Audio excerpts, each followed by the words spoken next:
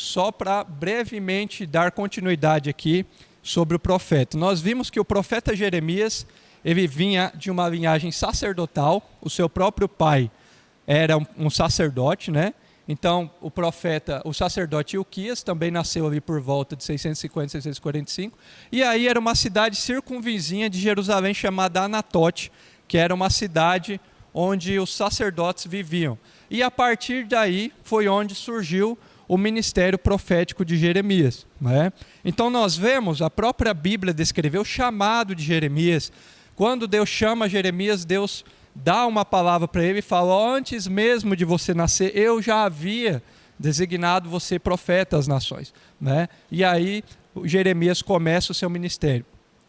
E o ministério dele também se deu aqui em Jerusalém, né? Como foi aí basicamente de Isaías, e Daniel e Ezequiel já estavam no exílio, né? Mas Jeremias também ainda, possivelmente durante 5 anos ainda serviu como profeta lá entre os exilados, lá na Babilônia, tá bom? Então só fazendo um resuminho que a gente viu lá passada, tá? E aí Jeremias foi chamado muito jovem, né?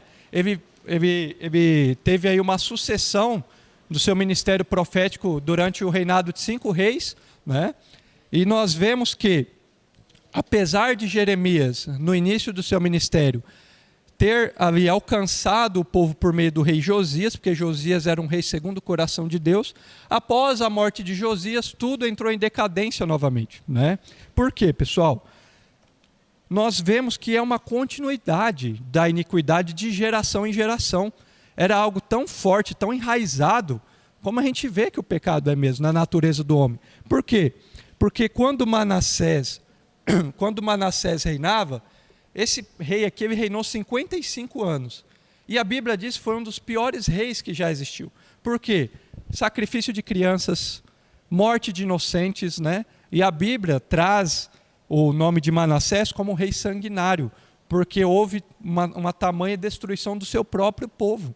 O povo mesmo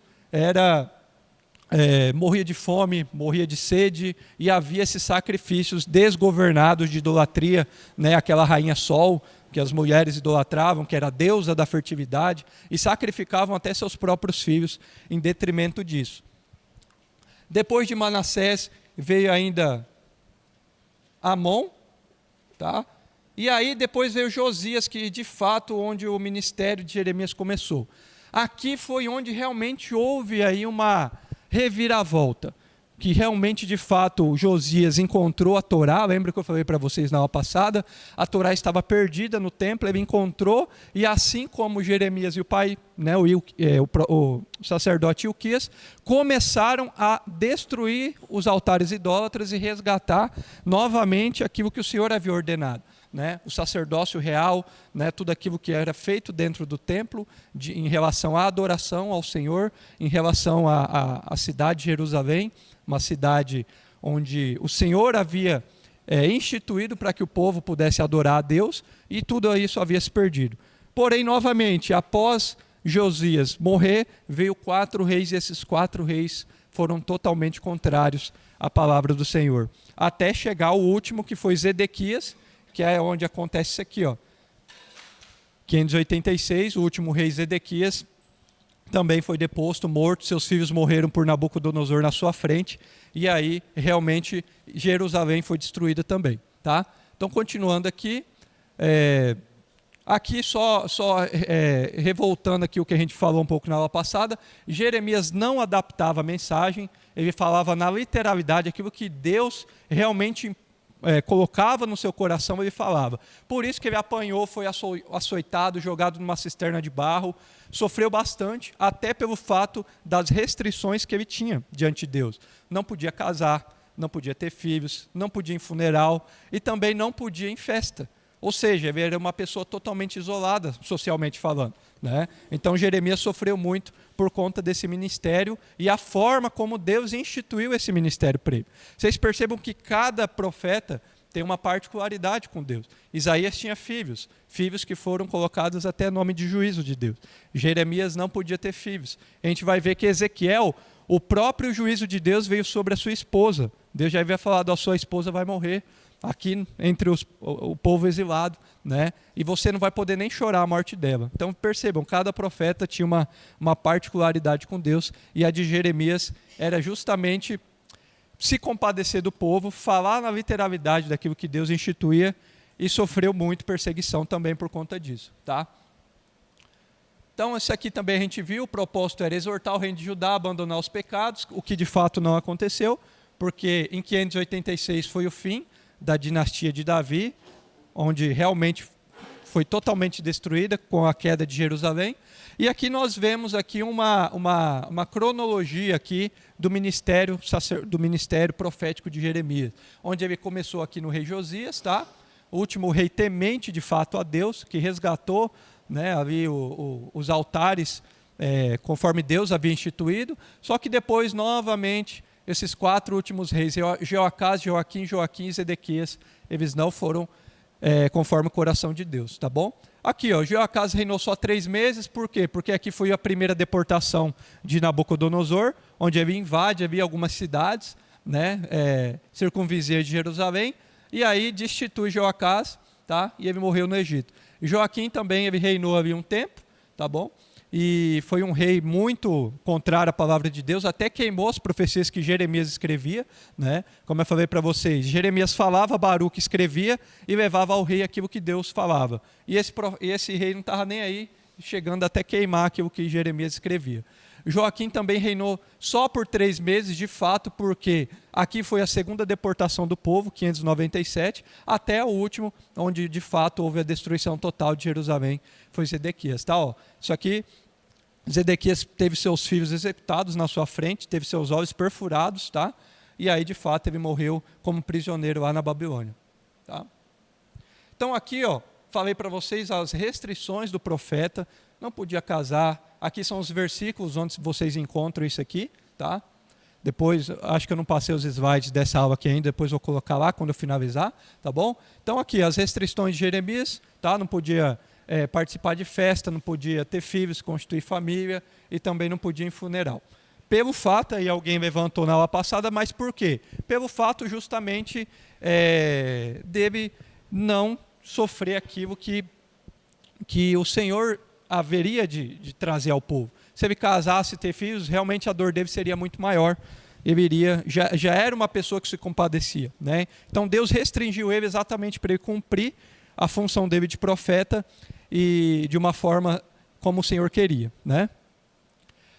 Então olha só, alguma parte da cristologia dentro do livro de Jeremias, que é quando de fato lá no Novo Testamento Jesus cita algumas passagens de Jeremias, né? Ó, lembra dessa passagem aqui? Ó? Pois, esta casa que se chama pelo meu nome, uma caverna de salteadores aos vossos olhos?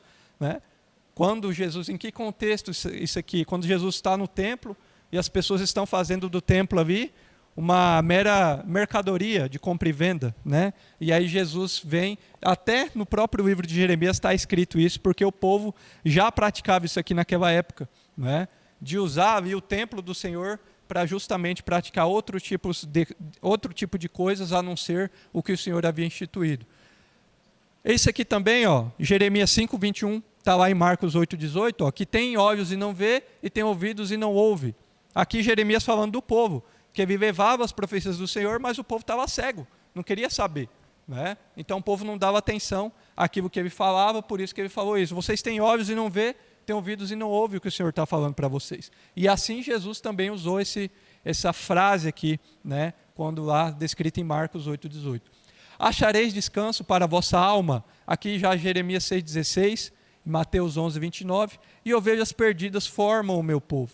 Jeremias falando do povo, naquele tempo já havia se perdido, e Mateus, o Senhor também falando na época de Jesus. Tá? Então, Jeremias foi tão odiado que ele não tinha permissão de se achegar até o rei. Falei um pouco isso aqui a aula passada. O seu companheiro de caminhada, que era Baruque, que escrevia as profecias de Jeremias e ia até o rei. Porque Jeremias já estava proibido de se achegar, porque os reis já estavam de saco cheio de Jeremias. Jeremias só ia lá falar do pecado, apontar o erro, e os reis já não queriam mais ele lá. Né?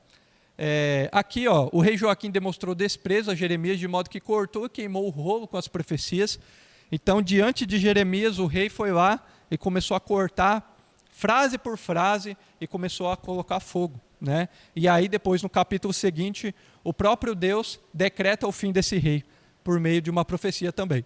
O Senhor ordenou a Jeremias que escrevesse novamente. Então, Jeremias 36, 28, o Senhor falou a Jeremias, ele queimou, vai lá e escreve tudo novamente. E Jeremias escreve, né? Então, aqui o versículo, gente, eu vou ir pulando, tá? Mas depois vocês podem ver que vai ter a anotação, para a gente poder adiantar algumas coisas aqui. Aqui eu também citei aqui, ó, a questão de Manassés, tá? Que foi esse rei sanguinário, depois veio Amon, e aí foi ali o que instituiu a prática idólatra de sacrifícios humanos, de coisas assim horripilantes aos olhos de Deus, e isso deu continuidade depois que Josias morreu, com esses 4 últimos reis de Jerusalém, tá? E o povo estava habituado a oferecer incenso, né, à rainha dos céus, como eu falei, sacrifícios humanos, né, e enfim, estava uma desordem. O serviço de Jeremias não era nada fácil, tinha de servir na qualidade de profeta e anunciar a ruína de Jerusalém, como o magnífico templo em Jerusalém seria incendiado e que seu povo seria levado cativeiro. Então, além da dificuldade de profetizar o povo perdido, totalmente corrompido, havia ainda falsos profetas que profetizavam o contrário. E Jeremias profetizava o pecado, profetizava o fim da nação por meio do juízo de Deus. Aí vinha Ananias e falava o quê? Jeremias, você está doido, a gente não vai morrer. Inclusive, depois a gente vai ver uma própria profecia que fala sobre o jugo da Babilônia que viria sobre o povo. Jeremias fala que em 2 anos a Babilônia invadiria Jerusalém, e Ananias fala o contrário. Ele vai lá, pega o jugo, destrói e fala, ó, isso aqui é o que vai acontecer. E o povo deu ouvidos exatamente para Ananias, porque é mais fácil, às vezes, muitas vezes, a gente dá ouvidos do que é bom do que é o ruim, né? E foi justamente o lado que o povo escolheu, e por isso eles caíram. O que o povo estava fazendo? Praticando tudo isso, e mesmo assim estava indo no templo, fazendo sacrifício por Senhor. Ou seja, mera religiosidade, né? Eu estou fazendo aqui, mas olha o tanto de coisa que eles estavam praticando. E o Senhor falava, vocês são uns hipócritas, olha o que vocês estão fazendo, né? Vocês acham que eu vou ouvir a oração de vocês? Inclusive o Senhor fala, quando a gente vai ver Ezequiel, fala, você pode profetizar à vontade, e eles podem orar que eu não vou ouvir mais a oração deles, né? Me cansei. O Senhor fala isso para Ezequiel. Então as pessoas acreditavam que no templo estariam seguras, né? Ou seja, estou servindo ao Senhor aqui, mas também em contrapartida estou praticando tudo isso aqui, né? As pessoas estavam cegas. Estou sendo beneficiado. Mas, gente, era uma cegueira espiritual muito grande. Tamanha que a profecia de Jeremias não surtia nenhum efeito no povo. Jeremias apontava o pecado deles, mas eles não estavam nem aí. Para eles estavam certos. Eles estavam de acordo com o entendimento deles, eles estavam corretos, né? E eles estavam totalmente cegos espiritualmente falando, porque eles não conseguiam enxergar. Por isso que o versículo fala, vocês têm olhos e não vê, né? Têm ouvidos e não ouvem, porque eles estavam cegos, né? Deus disse para Jeremias não orar pelo povo. Deus, né, aqui o versículo complementando sobre a questão aqui da rainha que ele servia, Deus, ele chega a falar para Jeremias não orar pelo povo, porque o Senhor já estava farto disso, né? Vários homens de Anatote, que era a cidade natal de Jeremias, estavam tramando matá-lo, já que ele os incomodavam, mostrando seus pecados de idolatria. Percebam, gente, Anatote era uma cidade sacerdotal. Então, até essa casta, que eram os sacerdotes, que eram os responsáveis, né, por realmente cuidar e zelar pelo povo em relação à parte espiritual deles, estava perdida. Estava tão perdida que eles nem acreditavam em Jeremias e ameaçavam ele de morte, né? Tramavam, matavam, porque eles estavam fartos da profecia de Jeremias. E aí Deus garantiu ao profeta que nada aconteceria a ele e que aqueles que estavam tramando, esses sim morreriam, que de fato foi quando houve a destruição de Jerusalém e o próprio Nabucodonosor poupou Jeremias, porque o próprio Senhor ordenou para Nabucodonosor não matá-lo. E ele foi poupado até o fim. E Jeremias continuou profetizando até no exílio na Babilônia. Então Jeremias advertia Judá, porém existia aquela pergunta, quando é que Deus fará justiça? Jeremias começa a questionar o Senhor. Olha, não está surtindo efeito, estou profetizando à toa para esse povo. Quanto mais eu profetizo, parece que piora a situação, né? E aí Jeremias começa a questionar o Senhor, começa a trazer ali, entrar em uma profunda depressão também, porque ele não via resultado, né? Só via as coisas se piorando. e ele começa a questionar o Senhor. O que Jeremias estava sofrendo nas mãos dos sacerdotes não tinha nem comparação com o que haveria de vir, né, a destruição. E até os seus irmãos estavam contra ele. Então, gente, era caótico. Coitado de Jeremias, né? Era uma situação assim de solidão tremenda. Sem ter família, sem ter ninguém. Você imagina a situação, não ter um amigo. Lógico, ele tinha só Baruque. Baruque era o único que apoiava ele na caminhada dele e durante toda a vida dele como profeta. Né? Era o único o apoio que ele tinha. Por isso que é importante, né? A própria palavra no Novo Testamento confirma isso de andar de dois, que eu acho que se Jeremias estivesse sozinho ele não tinha aguentado, mas ele tinha alguém. Por mais que ele não tinha família, ele tinha um amigo. A Bíblia fala que Baruque era amigo de Jeremias, andava com ele. E foi justamente, eu creio, que ele continuou até o fim, porque ele tinha alguém ali para se apoiar, por mais que a sua própria família estivesse contra ele. Naquela época havia uma grande seca, de modo que causou uma extrema falta de mantimento de tal ordem que pessoas e animais foram levados à exaustão. E o fato chegou mesmo a estimular Judá a confessar seus pecados. Entretanto, Deus recusou a responder. Né? Quando houve tanto essa quanto essa, não é uma invasão direta. Nabucodonosor causava sofrimento ao povo. Você sabe o que ele fazia? Ele cercava, mantinha o cerco aqui, e aí o povo não podia sair para comprar nem vender. Acabava o mantimento, e aí eles começavam a passar fome, passar sede, e até, gente, praticar canibalismo. Porque não tinha comida. Então, era uma situação caótica, uma situação muito triste, né? Mas que o próprio povo se levou a acontecer isso. Né? Então, tanto aqui quanto aqui, houve essa falta de mantimentos, essa seca, essa falta de alimentos e houve essa coisa caótica, né, de canibalismo também praticado aqui por conta disso, dessa falta de alimento, falta de mantimento. Né? Porque aqui, gente, para vocês terem ideia, foram em média 1 ano de cerco, 1 ano, Nabucodonosor cercado, e quem saía morria. Então, o que eu vou fazer? Vou sair, vou morrer, vou ficar aqui, vou morrer. Não tinha opção. Né? Então, essa era a situação do povo quando houve essas invasões. Enquanto isso, os profetas profetizaram que estaria tudo bem. Aqui, ó, Ananias. Né? Não, Jeremias está doido, não dê ouvidos para ele, não. Falso profeta, falando para a população para ficar tranquila, né? Que nada disso iria acontecer. Então, aqui, ó, Deus responde à intercessão que Jeremias fez no capítulo 14. Ó. Deus disse que não atenderia nem mesmo se Moisés e Samuel intercedessem. Né? Ainda que Moisés e Samuel intercedessem, Deus não aceitaria. Chegou o momento que Deus falou, basta, chega, não vou ouvir. Se esse povo clamar, eu não quero mais nem saber. Já me cansei. Né? E o Senhor fala isso para Jeremias. Deus já estava cansado de se arrepender. Deus se arrepende não como homem. Né? Então o Senhor, o arrependimento de Deus é a oportunidade que ele dava para o povo, porque o Senhor amava o seu povo. E ele sabia que a destruição iria causar grande sofrimento, por isso que ele deu várias e várias e várias oportunidades. Foram quantos reis, gente? Tanto de Israel quanto de Judá? 19. Cada um teve 19 reis. Então percebam que durante todo esse tempo o Senhor deu oportunidade, e o povo não quis saber. Né? Por isso que Deus até se lamenta aqui com Jeremias essa questão. O povo estava pecando de tal forma que fazia parte da sua natureza pela sua maldade, e eles seriam levados como escravos. Né? E aqui o versículo. Maldito o homem que confia nos homens e bendito o homem que confia em Deus. No capítulo 18, aqui entrar num contexto aqui dessa profecia, que Deus envia Jeremias à casa do oleiro. Fala para ele ir lá, porque Deus, através do que o oleiro faz, né, que é moldar ali o vaso, o Senhor daria uma profecia para ele a respeito do povo, que é isso aqui, ó.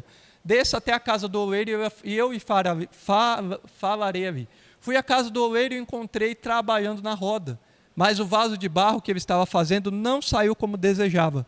Por isso ele amassou o barro e começou novamente. Então o Senhor me deu essa mensagem: ó Israel, acaso não posso fazer com vocês o mesmo que o oleiro fez com o barro? Como o barro está nas mãos do oleiro, vocês estão em minhas mãos. Né? Vocês percebam, gente, o Senhor sempre usava algumas metáforas, fazia algumas analogias. Né? Vocês vão ver Ezequiel, gente, Ezequiel é o mais inusitado de todos. Por quê? Porque foi o que mais sofreu, falando humanamente. Porque as próprias profecias do Senhor ele usava o próprio corpo dele. Então o Senhor queria representar a fome. Ezequiel passou fome. A sede, passou sede. Raspou o cabelo. Teve que ficar deitado mais de um ano. De um lado, depois virou-se de outro. Ou seja, o próprio corpo dele representava as profecias. E Jeremias era usado algumas analogias, algumas representações, algumas metáforas, né? Então, Jeremias ia lá, escondia o cinto, lembra? Mandou esconder o cinto, depois de um tempo voltou lá, o cinto estava apodrecido. Depois o Senhor mandou ele comprar um terreno do primo dele. Então ele compra o terreno. Então, através dessas situações, o Senhor profetizava, né? Então isso é bem interessante. E aqui, nessa daqui, o Senhor manda Jeremias ir até a casa do oleiro, representando o que Deus queria fazer com a nação. Ó, a nação está nas minhas mãos, né? Mas mesmo assim não deu certo.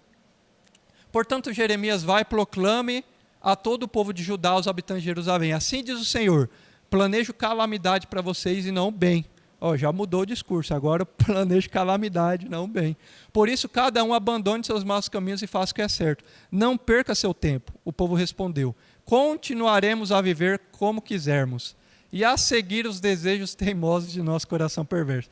O próprio povo, gente, reconhecia que estava errado, mas decidiu continuar no erro. Olha só o que o povo fala para Jeremias. Para de falar, a gente vai continuar vivendo desse jeito. Não adianta você falar, né? Então, a teimosia do povo. Tá ruim, mas tá bom, né? Mas eles não sabiam da consequência. Eu creio que eles não imaginavam que realmente iria acontecer isso. Porque vocês imaginam, gente, para a pessoa falar isso aqui, ao mínimo reconhecer um erro dela, de que o que ela estava praticando era errado segundo o coração de Deus, leva a gente a entender que eles não tinham dimensão do que realmente ia acontecer, né? Porque se de fato eles soubessem que as suas famílias iriam morrer, eles iriam perder tudo, iriam morar numa cidade estrangeira, eles não teriam se arrependido, né? E o que de fato aconteceu só quando eles perderam tudo, né? É aquele ditado, ou pelo amor ou pela dor, e eles foram pela dor, quando de fato eles já estavam exilados e quando o Senhor restaurou o seu povo lá no exílio. Então aqui já no capítulo seguinte, já é uma botija quebrada, né? Uma botija quebrada que representava a ruína de Jerusalém. Assim como teve aquela profecia lá de Isaías, né, sobre da panela fervendo, que viria do norte, a destruição, né, da Babilônia, assim também esse aqui representa a ruína de Jerusalém, fazendo essa analogia aqui do vaso quebrado, né? Aqui o versículo, ó. Vá comprar um vaso de barro do oleiro, leve com você alguns líderes do povo e alguns sacerdotes e vá em direção ao vale de Ben-Hinom, perto da entrada da porta dos cacos. Proclame ali as palavras que eu lhe disser. Diga, ouça a palavra do Senhor, rei de Judá e habitante de Jerusalém. Assim diz o Senhor, Deus de Israel, trarei desgraça tal sobre este lugar que fará retinir os ouvidos daqueles que ouvirem isso. Porque eles me abandonaram e profanaram esse lugar, oferecendo sacrifícios a deuses estranhos, que nem eles, nem seus antepassados dos reis de Judá conheceram, e encher este lugar com sangue de inocentes. Tá? Então seria a profecia aí do fim de Jerusalém. Aqui eu vou pular, que é só a continuação. Tá? Aqui também. Então aqui já no capítulo 20, né, a retaliação que Pazur manda Jerusalém para o tronco, que aqui é quando Jeremias de fato levou 40 chibatadas, né, e sofreu bastante. Ó. Ele provavelmente foi açoitado com 40 chibatadas, mesmo assim o profeta não recuou, né, diante da sua dor física e continuou ao seu ministério. Ele expressa a Deus suas emoções, né, conforme eu falei para vocês, por isso que ele é conhecido como profeta chorão, porque realmente ele se compadecia do povo. Tá? Aqui o versículo, no capítulo 20, e todos esperavam a oportunidade de dizer que venceram, é como se dissesse que é o fim dele. Tá? Então aqui o povo totalmente contrário àquilo que Jeremias falava. Jeremias sofria tanto que foi levado a dizer que antes não tivesse nascido, mas mesmo assim continuava profetizando. Tá? Aqui já no capítulo 24, é uma comparação de 2 cestos de figos que o Senhor fala através dessa profecia, que é um cesto de figos bons e outros cestos de figos ruins, que é exatamente isso aqui que eu falei para vocês. Um remanescente que voltaria e um remanescente que seria destruído, né? Que seria a representação aqui dos cestos. Tá? E aqui o versículo. O Senhor Deus me mostrou 2 cestos de figos que estavam na frente do templo. No primeiro cesto havia figos muito bons, do tipo que logo fica maduro. No outro havia figos muito ruins, ruins demais para se comer. Tá? Aí aqui a resposta. Ó. Dos exilados de 597, esses voltariam renovados. Ou seja, o remanescente que voltaria. Né? E aqui dos cestos ruins, que é dos exilados de 586, esses não mais voltariam, porque seriam totalmente destruídos. Tá? Aqui é o versículo só complementando, tá bom, gente? Eu vou pulando aqui para a gente continuar. E aí, os próprios profetas profetizavam o fim da nação, mas também das nações vizinhas, as nações que Deus usava como instrumento. Então, aqui no capítulo 25, é a ruína de Jerusalém, a ruína de Babilônia, né? Que de fato houve essa ruína, e o versículo traz que a Babilônia jamais seria habitada novamente, que o que de fato aconteceu até os dias de hoje. Né? A Babilônia só foi descoberta porque a arqueologia, né, em suas descobertas históricas, nas escavações, descobriu a cidade soterrada, né? Mas ela jamais foi habitada novamente. Então a servidão ao rei da Babilônia por 70 anos, tá? No próprio capítulo 25, o Senhor fala, né, da ruína da Babilônia, que se cumpriria após os 70 anos do exílio. Então haveria de vir depois um reino mais forte que a Babilônia, que seria o rei persa, o reino persa, representado pelo rei Ciro II, que destruiria a Babilônia e que de fato, onde aconteceria o fim da dinastia babilônica e o início do retorno do povo para Jerusalém. Então coincide essa profecia, tanto do retorno quanto do fim ali da Babilônia, tá? Que viria pelos persas, pelo rei Ciro, tá bom? Então, toda essa terra ficará, aqui como eu falei, arrasada, e será um espetáculo horrível. Todas essas nações serão dominadas pelo rei da Babilônia durante 70 anos. Depois disso, eu castigarei o rei da Babilônia e a sua nação por causa do pecado deles. Destruirei o seu país e o deixarei arrasado para sempre. Sou eu, o Senhor, que está falando. Tá? Já no capítulo 27, Jeremias aconselha a submissão ao rei da Babilônia. Então, Jeremias falou assim, só tem um jeito de Deus permanecer, manter vocês vivos: submissão a Nabucodonosor. Ou seja, vocês vão ter que se submeter a ele, o que de fato não aconteceu. Né? Essa representação aqui, vocês veem que é uma imagem de Jeremias com o jugo, né, sobre ele. Então ele fala, isso aqui representa a profecia que Deus traz a vocês. Vocês só irão sobreviver se vocês ficarem debaixo do jugo babilônico. Né? E aqui é onde entra o falso profeta Ananias, onde ele pega esse jugo, quebra e fala o contrário. E ele fala assim, Jeremias está doido, não é isso que vai acontecer. E a gente vai ver o versículo aqui, que é o que de fato aconteceu. Era necessário o cativeiro, Deus manda que o povo sirva ao rei. Deus chama Nabucodonosor de servo. Não porque ele fosse fiel, mas porque Deus usaria para castigar o seu povo e no tempo certo ele cuidaria. Então, servo, instrumento. O Senhor usava as nações como instrumento para cumprir as profecias. Né? Aqui o versículo. Se, porém, alguma nação não se sujeitar a Nabucodonosor, rei da Babilônia, nem colocar o pescoço sobre o seu jugo, eu castigarei aquela nação com guerra, fome e peste, declara o Senhor. Tá? Mas se alguma nação colocar o pescoço sobre o jugo, né, vai sobreviver, vai cultivar a terra. Aí aqui fala sobre o profeta Ananias, né? Olha só. E Ananias tomou o jugo de madeira e o quebrou e ainda disse, assim diz o Senhor. Jeremias, coisa difícil para Jeremias, hein? O profeta ainda falava em nome do Senhor. Assim quebrarei o jugo de Nabucodonosor. Vai, quebra e fala, gente, é isso aqui que vai acontecer. Mas o Senhor não queria isso. Usou Jeremias para dizer que ao invés de jugo de madeira, estava colocando jugo de ferro e que naquele ano Ananias morreria. E que de fato aconteceu. Naquele mesmo ano, o profeta Ananias morreu. Né? Aqui o versículo complementando, vou pular.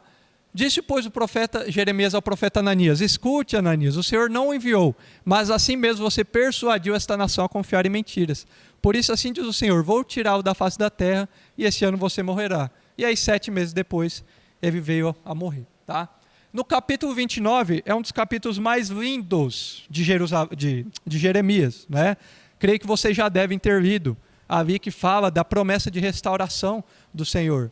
Né? Deus fala, pois eu conheço os planos que tenho para vocês, planos de trazer paz, trazer bem e não mal. E aí, a continuação do versículo que a gente vai ver, né? De trazer promessa e não desgraça. Então, olha só, a carta de Jeremias. Isso aqui, gente, Jeremias escreve essa profecia, essa carta para o povo exilado, porque já estava boa parte deles exilados, né? Então Jeremias escreve essa mensagem do Senhor para os exilados. Olha só, aqui, ó, construam casas e habitem nelas. Isso falando para o povo lá, vivendo numa outra nação, né? Casem, tenham filhos, escolham mulheres para casar e deem suas filhas em casamento para que também tenham filhos e filhas. Multipliquem-se e não diminuam, tá? Busquem a prosperidade da cidade para o qual os deportei e orem ao Senhor em favor dela, porque a prosperidade de vocês depende da prosperidade dela. Assim diz o Senhor, quando se completarem os 70 anos, eu cumprirei a minha promessa em favor de vocês, de trazê-los de volta para esse lugar. E aqui esse versículo maravilhoso, porque sou eu que conheço os planos que tenho para vocês, diz o Senhor. Planos de fazê-los prosperar e não de causar dano, planos de dar esperança e um futuro. Então vocês clamarão a mim, virão orar a mim e eu os ouvirei. Vocês me procurarão e me acharão quando me procurarem de todo o coração. Eu me deixarei ser encontrado por vocês, declara o Senhor, e os trarei de volta do cativeiro. Eu os reunirei de todas as nações e de todos os lugares, para onde eu os dispersei, e os trarei de volta para o lugar de onde os deportei, diz o Senhor. Maravilhoso, né? O Senhor trazendo a promessa de restauração, né? Por meio desse verso maravilhoso que deu a Jeremias. Já no capítulo 38, aqui é um dos momentos em que já está chegando o fim, inclusive depois desse acontecimento, que é onde de fato Nabucodonosor invade Jerusalém, em 586, tá? Jeremias, ele foi fazer uma profecia a Zedequias, que foi o último rei, né, de Jerusalém, e aí não gostou e jogou ele numa cisterna, né, ó, no poço. Lá não havia água, só lama, e Jeremias atolou-se na lama, né? Então ele estava prestes a morrer aqui. E aí o Senhor usa um eunuco, né, chamado, até esqueci o nome dele, que é bem difícil, aqui, ó, Ebed-Meleque, tá, ó. Corajosamente Ebed-Meleque dirigiu-se ao rei e apresentou-se um recurso em favor de Jeremias. Então, um eunuco ali que não tinha nada a ver com a história, mas que o Senhor usou ele, foi lá, porque Jeremias ia morrer, né? O rei já tinha decretado a morte dele, jogando ele na cisterna. Mas o rei atendeu o pedido dele, né? E retirou Jeremias da cisterna. Tempos após esse acontecimento, Ebed-Meleque conseguiu escapar com vida da destruição. Então, o Senhor poupou a vida de Ebed-Meleque. Foi um dos sobreviventes aí do cativeiro, porque o Senhor teve compaixão da vida dele, e por ele ter também se utilizado e salvado Jeremias, né? Aqui o versículo, tá? Vou só pular, é basicamente o que eu falei. Aí aqui o versículo já no capítulo 39, que há dois capítulos que falam da destruição de Jerusalém, que é o capítulo 39 e o capítulo 52, que é o último capítulo de Jeremias, tá? Então no 39 basicamente resume o 52, que é quando, ó, Nabucodonosor marchou contra Jerusalém com todo o seu exército e a sitiou. E no dia 9 do quarto mês do 11º ano do rei Zedequias, o muro da cidade foi rompido, né? Aqui é quando de fato houve a morte do rei Zedequias, que diante de Nabucodonosor, ele matou seus filhos e sua esposa, e também cegou os olhos dele, e jogou ele isolado numa prisão até sua morte também, tá? Aqui o versículo, né, complementando, matou os príncipes, né, furou os olhos de Zedequias, matou seus filhos diante dele, e levou ele cativo para a Babilônia, tá? Queimou a casa, né, destruiu tudo. Aqui é uma imagem triste, né, gente? Ó, aqui, ó, Jerusalém, tudo pegando fogo aqui, e o povo sendo levado. O resto, né, porque em sua maioria foram mortos, né? E aí alguns foram levados, exilados, né? Idosos, crianças, mas o restante tudo morreu ali queimado. Ainda no capítulo 39, deu ordens a respeito de Jeremias. Então aqui o Senhor poupando Jeremias, né? Ó, Nabucodonosor deu ordens a respeito de Jeremias a Nebuzaradã, que era o comandante: vá buscá-lo e cuide bem dele. Não maltrate, mas faça o que ele pedir. Então o Senhor usou até Nabucodonosor para poupar a vida de Jeremias, assim como ele havia prometido que Jeremias não morreria, né? O Senhor dirigiu a palavra a Jeremias depois que o comandante da guarda imperial, Nebuzaradã, o libertou em Ramá. Ele tinha encontrado Jeremias acorrentado, então Jeremias Então Jeremias estava sendo levado cativo, e aí, durante nessa caminhada aí, eu falo caminhada, gente, mas às vezes vocês acham que é quantos quilômetros, gente, que eles andavam? Chuta aí. 50 quilômetros? Alguém dá um chute aí, vamos ver se vocês estão bons de chute. Ó, quantos quilômetros que era de Jerusalém, vou fazer bem longe aqui, porque era longe, até a Babilônia aqui, ó. 300? Quem dá mais? Mais. Não, vou falar, vocês não vão acertar não. Aproximadamente 1.400 quilômetros. Então, vocês acham quanto tempo eles demoravam para chegar até lá? Não era pertinho não, gente, era muito longe. Então, alguns que iam caminhando até morria durante, né, a ida. É porque no mapa, deixa eu ver se tem um mapa aqui. Não, o mapa é depois. No mapa, vocês vão ver, parece pertinho, mas é longe, gente. É uma caminhada horrível, né? Então, os que não morreram aqui, ou morreram aqui durante o percurso, né? Então, tem sites que diz 1176, 1300, mas aproximadamente, se você olhar ali, realmente uma pesquisa baseada ali numa literatura que eu encontrei mais assertiva, 1.400, 1.300 quilômetros, mas é uma média, né? Hoje, atualmente, não é a mesma caminhada, né? Porque não era em linha reta, tinha montanhas, né? Lugares por onde eles tinham que passar, né? Então, era uma boa caminhada até lá. Do capítulo 40, gente, ao 45, a desobediência do remanescente, né? Então, por isso que o Senhor não poupou aqui, porque somente os que estavam lá antes é que realmente, de fato, foram levados à experiência de se voltar para o Senhor. E os demais, não, né? Aqui um mapa, profecia contra o Egito, filisteus, Moabe e os amonitas, tá? Então, todas aquelas nações circunvizinhas aqui de Israel e Jerusalém, também havia profecias contra ela, e de fato aconteceu que Nabucodonosor destruiu todos eles, né? Já no capítulo 50, profecias contra a Babilônia, então já afindando, mesmo diante da destruição de Jerusalém, a Babilônia também iria ser destruída, como eu falei para vocês, né? E aí, como Deus destruiu Sodoma e Gomorra e as cidades vizinhas, ninguém mais habitará ali nela, nem o homem residirá na Babilônia. Assim o Senhor decretou o fim da Babilônia, né? Aí aqui, ó, é uma imagem de quando os persas, né, invadiram de fato a Babilônia e destruíram, né, por meio aí de Ciro. O grande rei da Pérsia conquistou a Babilônia em 539 a.C., segundo o relato bíblico Isaías 45.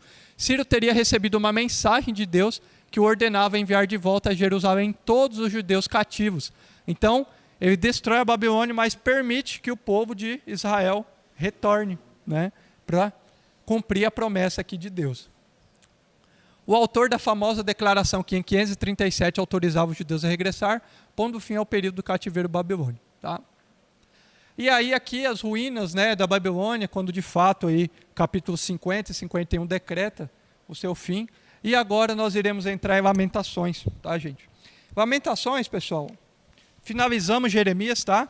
Depois eu vou passar uma atividade para vocês lá no grupo, porque nós só temos, depois dessa aula, mais 2 aulas, e nós temos ainda mais 2 profetas para ver, e a prova, tá? Então, atividades em sala basicamente não vai ter mais por conta do tempo, somente a prova na última aula. Aí a atividade eu vou passar para casa lá no grupo, tá bom? Então vamos lá, Lamentações de Jeremias, eu vou abrir o slide aqui.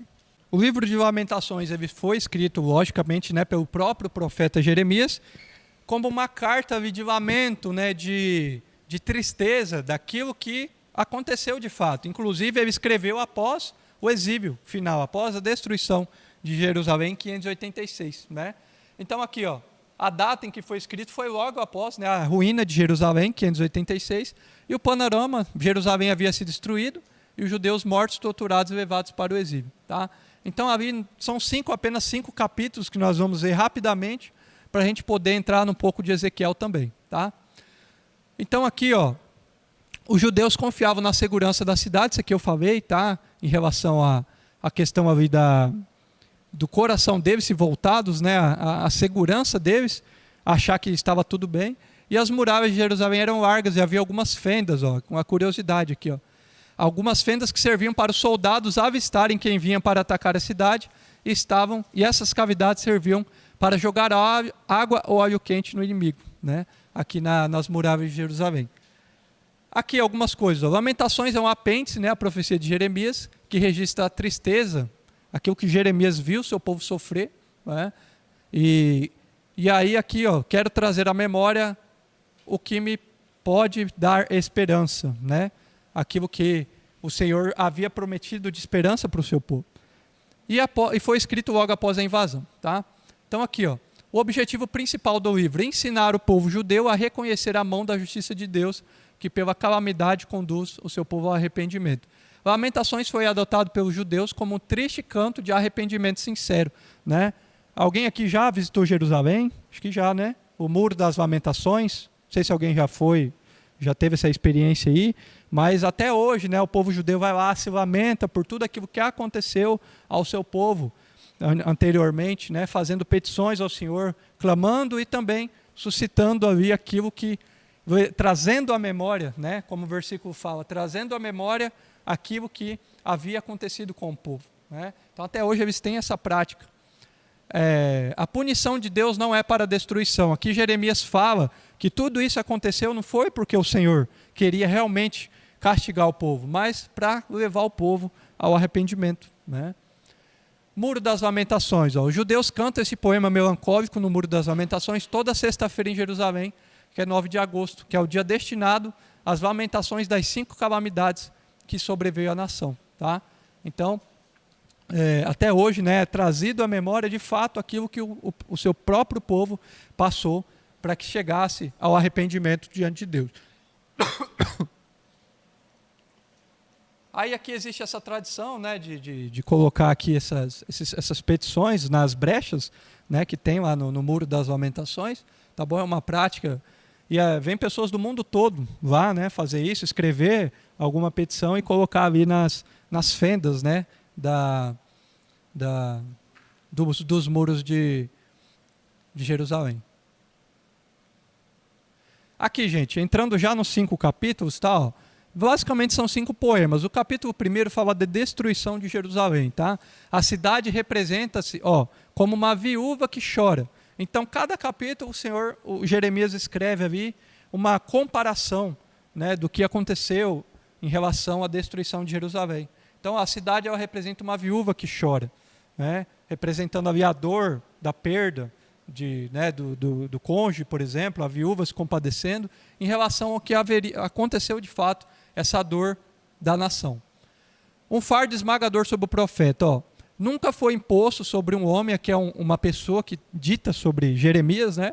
Nunca foi imposto sobre um homem mortal, fardo mais esmagador. Em toda a história da raça judaica, nunca houve semelhante exemplo de intensa sinceridade, sofrimento sem alívio, proclamação destemida da mensagem de Deus e intercessão incansável de um profeta em favor do seu povo, como se observa em Jeremias, né?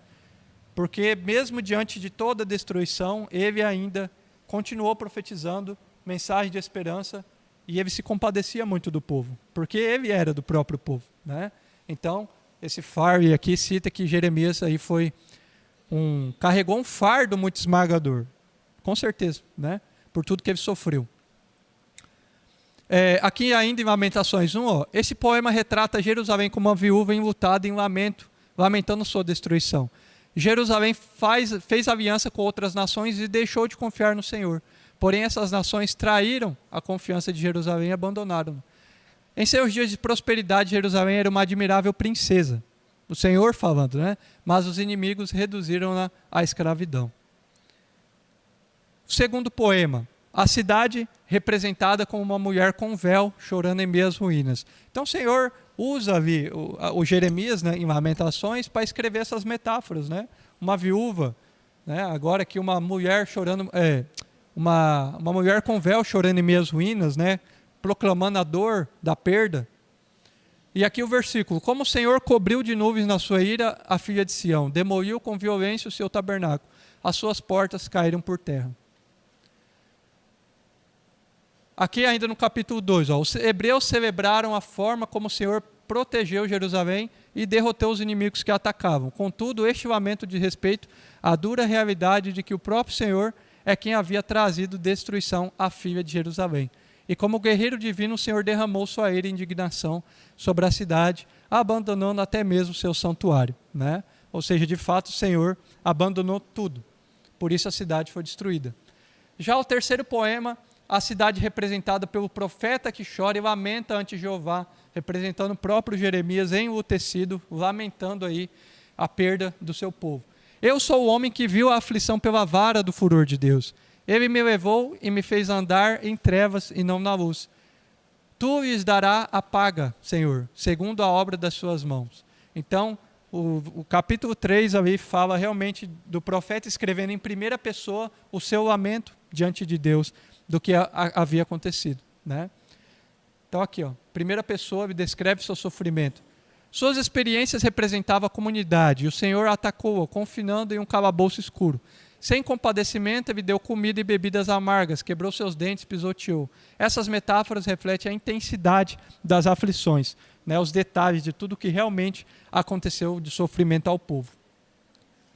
O quarto poema, a cidade representada como um ouro embaraçado, mudado e degradado, né? Mais uma metáfora aqui, Como se escureceu o ouro, como se mudou o ouro refinado. Estão fazendo uma comparação de Jerusalém com o ouro, né? Como estão espalhadas as pedras do santuário pelas esquinas de todas as ruas. Foi por causa dos pecados dos seus profetas. Aí aqui a continuação do capítulo 4, esse poema contrasta o passado glorioso de Sião com seu presente deplorável, né? Jerusalém era perfeita em formosura e a alegria de toda a terra, mas por causa do juízo do Senhor foi devastada pela guerra. E o julgamento de Judá foi culpa sobretudo dos profetas e sacerdotes corruptos que fizeram o povo desviar-se, né? Então, como a nação estava toda corrompida, não havia nem mais esperança, porque até quem tinha que trazer esperança, os sacerdotes, por exemplo, estavam corrompidos, né?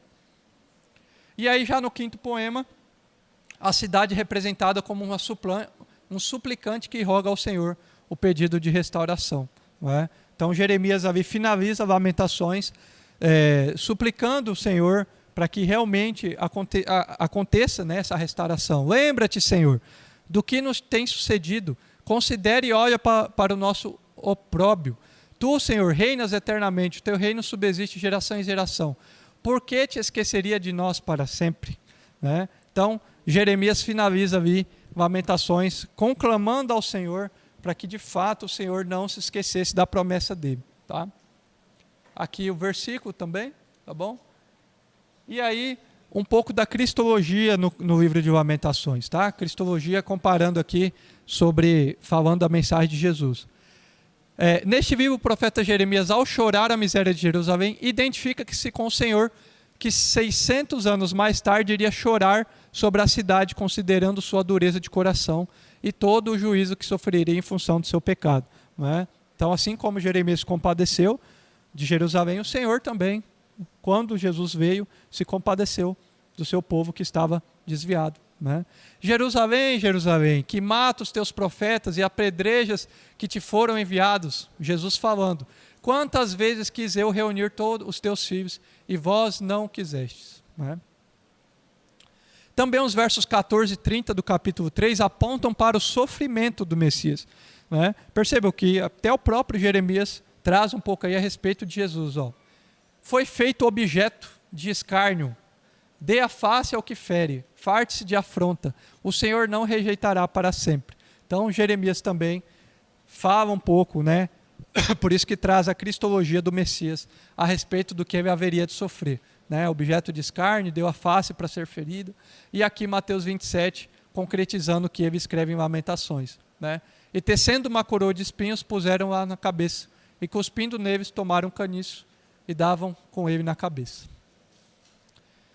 Amém, gente. Vou abrir agora, iniciarmos o livro do profeta Ezequiel. Gente, eu sei que é muito conteúdo para vocês absorver, tá? Mas é porque é muito mesmo. E porque nós só temos 5 aulas, tá?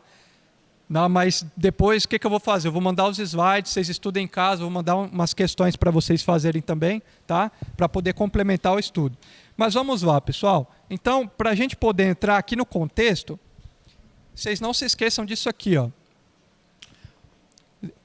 Jeremias, Ezequiel e Daniel, eles foram contemporâneos em suas profecias. Então, onde foi que Ezequiel profetizou? Aqui, ó. Ele já havia sido deportado em 597. Então, as profecias de Ezequiel, elas foram lá no exílio babilônico, né? Então, lá mesmo entre o povo exilado, o Senhor levanta o profeta Ezequiel para que ele profetize uma mensagem também de restauração. E também o próprio profeta, assim como Isaías principalmente, ele traz profecias messiânicas e profecias dos fins dos tempos, tá? E aí, como cada profeta tem sua particularidade, o profeta Ezequiel também tem a sua. Assim como Isaías teve uma visão diante de Deus, o profeta Ezequiel também tem uma visão. E uma visão muito completa, assim como João teve em Apocalipse.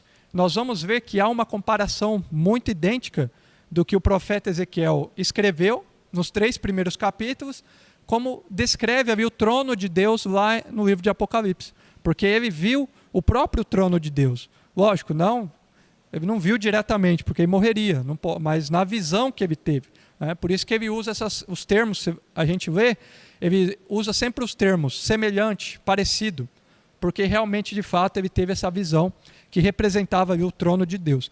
E aí o chamado dele se deu dessa forma. Foi quando ele teve essa visão, a gente vai adentrar aqui, no rio Quebar, diante do rio Quebar, e essa visão foi onde, de fato, o Senhor instituiu o ministério profético para Ezequiel, tá bom? E, em média, 23 anos, ele profetizou entre os exilados, tá bom? Quem sabe onde está esse capítulo aqui, ó? 37, Vale de Ossos Secos, né? Um dos capítulos mais conhecidos aí do livro de Ezequiel, a gente vai ver também. Então, vamos lá. O significado do nome, Deus fortalece.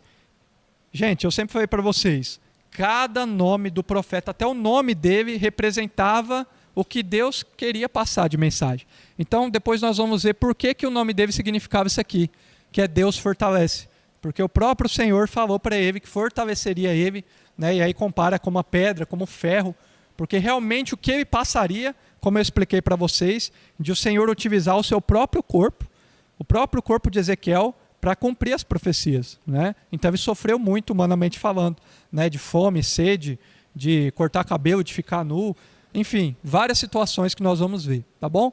Ele era sacerdote também, veio aí, né? O seu pai era um sacerdote chamado Buzi, e também era sacerdote quando ele iniciou seu ministério aqui, ó, de 593 a 571 a.C. Então ele foi levado aqui, cativo, entre os exilados babilônicos, né? E aí ele inicia seu ministério alguns anos depois, 4 ou 5 anos depois, até 571. Tá? Destinatários, os judeus cativos na Babilônia. Tá? Foi levado como cativo entre os exilados e ele era casado. Então, diferentemente de Jeremias, que não pôde casar, não pôde ter filhos, Ezequiel era casado. Porém, ele sofreu muito. Então, comparando com Jeremias não sofreu em relação à perda familiar. Ezequiel, sim. Porque em meio ao cativeiro, a sua esposa morre, nós vamos ver, e o Senhor o proíbe até de entrar em luto. Então, ele teve que engolir o choro, basicamente, porque o Senhor o proibiu de se compadecer pela esposa dele. Doloroso, né? Se vocês quiserem anotar, isso aqui é os capítulos, mas eu vou mandar os slides também, tá, gente? Fica tranquilos quem está anotando aí.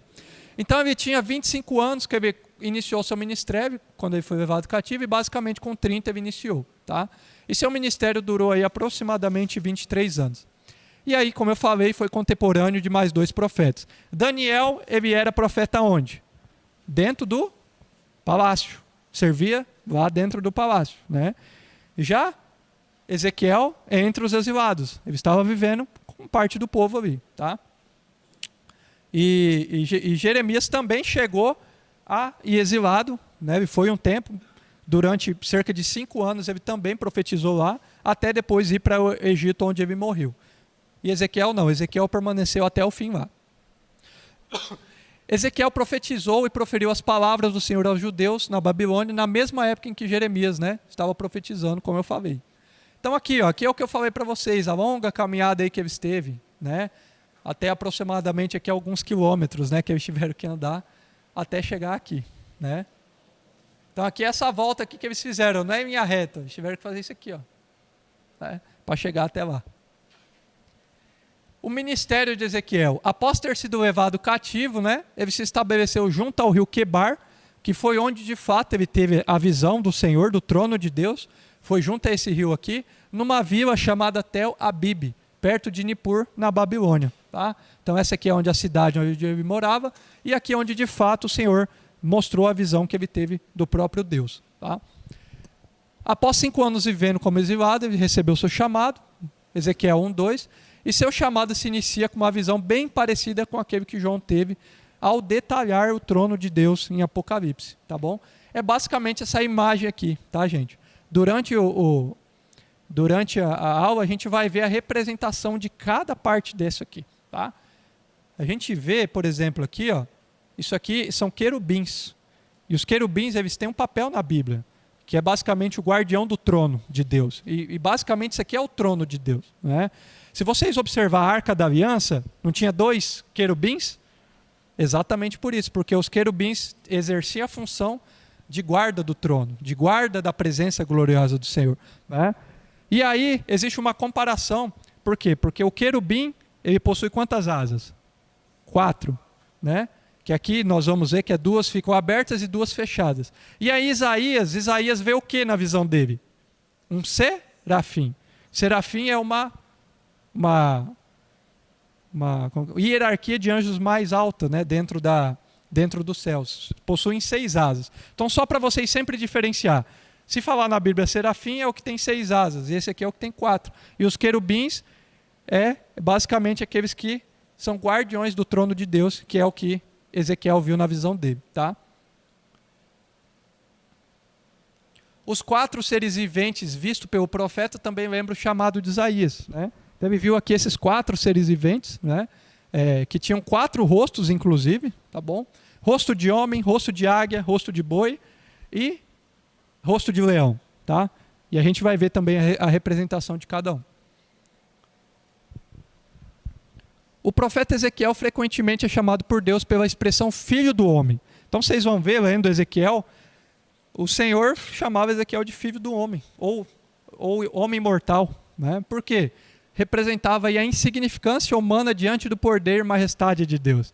Então, quando Ezequiel tem essa visão aqui, é basicamente, né, o poderio, a majestade do Senhor sendo mostrada por um homem insignificante perto da presença de Deus. Por isso que o Senhor, durante as conversas, né, as profecias que ele passava para Ezequiel, ele se dirigia a Ezequiel por meio de um homem mortal, justamente para ele se lembrar da sua insignificância diante de Deus, né? Aqui aquela imagem que eu mostrei para você, né, quando aconteceu o exílio, Jerusalém destruída, né? E o grande propósito da mensagem de Ezequiel, incentivar os judeus exilados a permanecer fiel a Deus, confiando que ele iria cumprir a sua promessa de restauração. Então, assim como Jeremias escreveu a carta lá em Jeremias 29, né? Que é esse capítulo muito lindo de Jeremias, enviando essa carta de promessa de Deus de restauração, Ezequiel também. Ele estava mais perto ali do povo, ele estava convivendo com o povo, né? Então, o interessante é que Isaías, Jeremias profetizou e o povo não dava ouvidos, mas Ezequiel, graças a Deus, finalmente, né, o povo decidiu se voltar os seus ouvidos a ele. E eles ouviam e davam atenção àquilo que Ezequiel falava, né? Então aqui, a divisão do livro. Visão e chamado, né, do capítulo 1 ao capítulo 3, visão e chamado do profeta, o julgamento sobre Jerusalém, olha quantos capítulos, 20 capítulos basicamente, julgamento sobre as nações estrangeiras, restauração e misericórdia, condenação de Gog, né, e o futuro templo e a futura terra de Israel. Aqui basicamente fala sobre o final dos tempos, né? Assim como o livro de Daniel é um livro muito milenar, que fala sobre, né, a castologia, o final dos tempos, aqui também Ezequiel tem um pouco disso, né?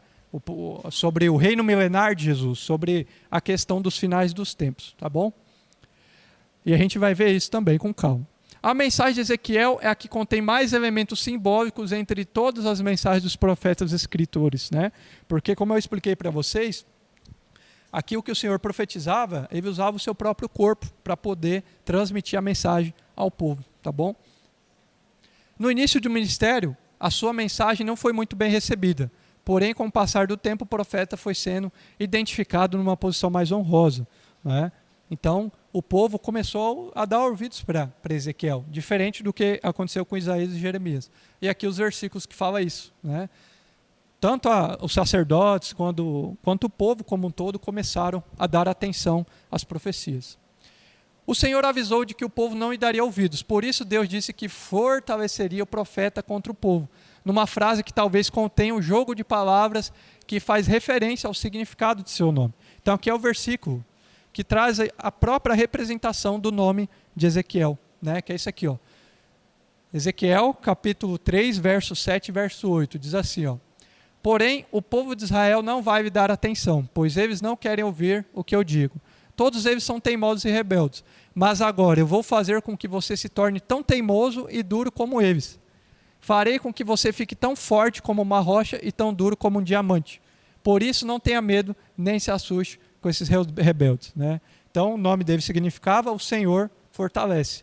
Então aqui traz a representação do nome de Ezequiel, por isso que o Senhor fortaleceria diante das profecias para o povo, tá? Já a Bíblia ela não relata como foi aí a morte de Ezequiel, diferente de Isaías e um pouco de Jeremias, né? Também a Bíblia não traz Jeremias, mas há relatos mais concretos que ele morreu apedrejado no Egito e Isaías morreu cerrado ao meio por Manassés. Já Ezequiel não se tem relatos, né, sobre a morte dele. Tudo que sabemos é que seu ministério durou em média aí 23 anos. E considerando então que ele iniciou seu ministério em 592, quando tinha 30 ele viveu aí aproximadamente ou no mínimo 53 anos, tá? O profeta Ezequiel ele não é mencionado em nenhum livro do Antigo Testamento, diferente de Isaías e Jeremias.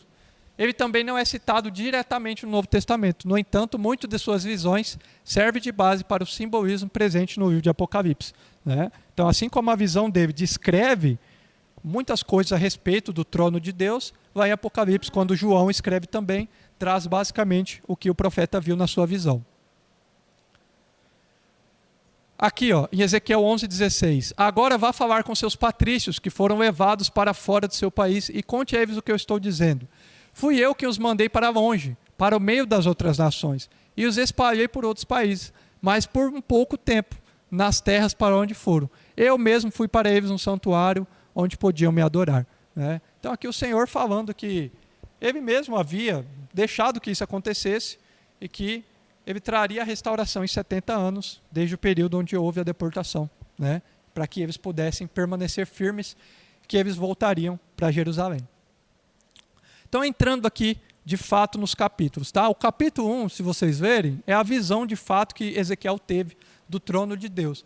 E aí, o que ele viu? Essa visão aconteceu ali no rio Quebar, que é próximo onde ele residia, e ele viu aqui 4 seres viventes, 4 rodas e a glória de Deus, que é onde fala aqui os versículos, tá? E a gente vai detalhar. Então, assim, ó, os anjos querubins estão logo abaixo dos serafins e também estão ligados à glorificação da grandeza de Deus, assim como à proteção do seu trono, tá? Então, o que ele viu ali foi os querubins, que são os guardiões do trono de Deus. Vocês percebem na imagem que eles estão abaixo. Aqui existe uma espécie de, na visão onde David descreve, como se fosse um vidro de diamante, sabe, que reflete em azul. O próprio versículo traz isso aqui. E aqui o trono de Deus feito de safira, né? E ele diz que conseguia ver a imagem de um homem aqui que resplandecia tanto que ele não conseguia descrever, né? Mas ele fala como chamas de fogo, né? Ele traz ali no capítulo descrevendo a própria glória do Senhor. E aqui é o interessante, gente, olha só. Aqui é uma espécie de rodas, tá? Vocês podem enxergar aqui, ó. E essas rodas, elas possuem 4 rodas dentro, que elas meio que se moviam entre si, e cada roda tinha olhos. E o que basicamente representa isso? A onisciência do Senhor, né? Os olhos ali em volta traz para nós a onisciência do Senhor, o conhecimento de que Deus vê tudo e conhece tudo, né? Então aqui, ó, nós vamos ver, tem alguma imagem mais para frente que eu coloquei, que essas rodas aqui possuíam olhos, tá? E aqui os querubins, ó, com 4 cabeças, né? Que é os 4 seres viventes que ele traz aqui, tá bom? Aqui eu falei, ó, na tampa da Arca da Aliança, quando representava a presença do Senhor para o povo, havia o quê? 2 querubins com asas estendidas, tá? Que simbolizava aqui realmente os guardiões da presença do Senhor, né? Então, na tampa aqui da arca havia 2 querubins com as suas asas estendidas, assim como aqui na representação da visão de Ezequiel, com as asas estendidas, tá? E a gente vai ver que o interessante é que essa representação da visão dele, que é o trono do Senhor, ela sempre se movia apenas quando o Espírito falava. Então o Espírito falava e eles se moviam sempre em frente. Ou seja, o Espírito que direcionava, né, o trono de Deus, representando o próprio Senhor. E havia tanta reverência deles, né, que é algo assim que lá em Apocalipse descreve mais detalhado, que é como se fosse uma orquestra em sinfonia, de tamanha entrosamento que havia entre esses seres viventes, tanto no bater das asas, quanto no movimento das rodas. E aí Ezequiel traz para nós que quando ele ouvia a arca se mexendo, o trono de Deus se movia, ele ouvia o barulho das asas dos seres viventes batendo, porque quando eles paravam, eles desestendiam as asas, e quando eles voavam, eles estendiam. E ele ouvia e comparou como águas correntes, águas de uma cachoeira correndo, né? Então, ele teve aí a representação até do que ele ouviu na sua visão do trono de Deus, tá? Aqui, ó. Sendo o tabernáculo e o templo uma representação da glória celestial, a visão de Ezequiel se mostra verdadeira, apresentando o trono de fato de Deus e uma carruagem levada pelos querubins. Então, isso aqui é uma espécie de carruagem, gente, tá? Então, eles aqui embaixo carregando o trono do Senhor, né? Aí aqui, ó, a espécie de roda com os olhos em volta. Aqui não dá para ver muito bem, mas tem aqui, tá? Os olhos em volta das rodas, tá? Aqui, ó. Quanto à aparência dos seus rostos, 4 tinham rostos de homem, rosto de leão no lado direito, rosto de boi no lado esquerdo e rosto de águia, tá? Assim eram seus rostos. Suas asas estavam estendidas para cima.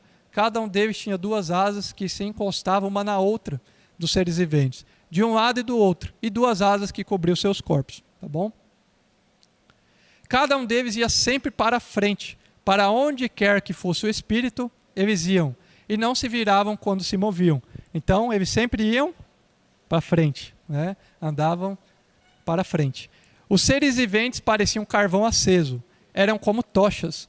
O fogo ia de um lado ao outro entre os seres viventes, e do fogo saíam relâmpagos e faíscas. Então, de fato, gente, ele teve ali um experimento que basicamente nenhum outro ser humano teve, a não ser João, né? Então, Ezequiel, no Antigo Testamento, onde ainda não havia sido proclamado nenhum Messias, ele já teve a experiência de ver realmente a representação da glória de Deus, a representação do trono de Deus, né? Representando pelos seres celestiais, inclusive aqueles que fazem parte aqui, né, da carruagem que leva o trono de Deus, né? Os seres viventes iam e vinham como relâmpagos. Olha só, aqui o versículo traz para a gente, ó. Enquanto eu olhava para eles, vi uma roda ao lado, ó. Tá vendo? A roda, com os olhos em volta. Cada uma deles tinha diante dos seus 4 rostos. Esta era a aparência das rodas e sua estrutura. Reluziam como berilo, as quatro tinham uma aparência semelhante. Cada roda parecia estar entrosada na outra. Então, um entrosamento perfeito, uma sinfonia perfeita, representando a perfeição divina realmente, né? Quando se moviam, seguiam nas 4 direções dos 4 rostos e não se viravam enquanto iam. Seus aros eram altos e impressionantes e estavam cheios de olhos ao redor, tá? Quando os seres viventes se moviam, as rodas ao seu lado se moviam. Então, olha só, como uma espécie de movimento mesmo. A roda representando ali uma espécie de carruagem. Ou seja, quando o espírito se movia, dava ordem para se mover, a carruagem andava. E as rodas se moviam, né? As rodas ao seu lado se moviam. Quando se elevavam do chão, as rodas também se elevavam. Para onde quer que o espírito fosse, os seres viventes iam. E as rodas o seguiam, porque o mesmo espírito estava nelas. Quando os seres viventes se moviam, elas também se moviam. Quando eles ficavam imóveis, elas também ficavam. E quando os seres viventes se elevavam do chão, né, sinfonia perfeita, né, o movimento que o Espírito ordenava, eles faziam em uma grande sinfonia perfeita, representando a perfeição divina, né? Que visão maravilhosa, né, gente, que ele teve. acima das cabeças dos seres viventes, que é no caso aqui, né? Representando aqui o trono do Senhor, né? Uma espécie de abóbada, né? Que é essa extensão de vidro que a gente vê, ó, reluzente como gelo e impressionante. Debaixo dela, cada ser vivente estendia 2 asas ao que estava mais próximo, e com as outras 2 cobria o corpo. Ouviu o ruído de suas asas, quando voavam. Parecia o ruído de muitas águas, parecia a voz do Todo-Poderoso. Era o ruído estrondoso, como de um exército. Quando paravam, fechavam as asas. Tá? Representando realmente. E aí na aula que vem nós vamos ver que as visões que Ezequiel teve, isso aqui continuou. Por quê? Porque representa a presença de Deus. Então Ezequiel vai ter a visão basicamente espiritual de todo o contexto de destruição que estava acontecendo. O Senhor mostrando quando de fato a presença dele deixa o templo, representando essa carruagem. Então é muito maravilhoso quando nós vamos ver que essa visão do chamamento dele continua também nos capítulos seguintes. Porque o Senhor mostra para Ezequiel, representando a presença do Senhor, quando ainda havia a presença do Senhor em Jerusalém, e quando de fato o Senhor deixa, que é antes da destruição. O Senhor ainda estava com ele, gente. Mesmo em meio a toda a situação caótica que estava acontecendo, a presença do Senhor ainda estava ali. E aí Ezequiel vê a parte espiritual do contexto de destruição, onde de fato a presença do Senhor deixa o templo, e aí é onde Nabucodonosor vem e destrói completamente o templo e Jerusalém. Amém, gente? A gente vai encerrar aqui e na aula que vem a gente continua, tá bom? Obrigado.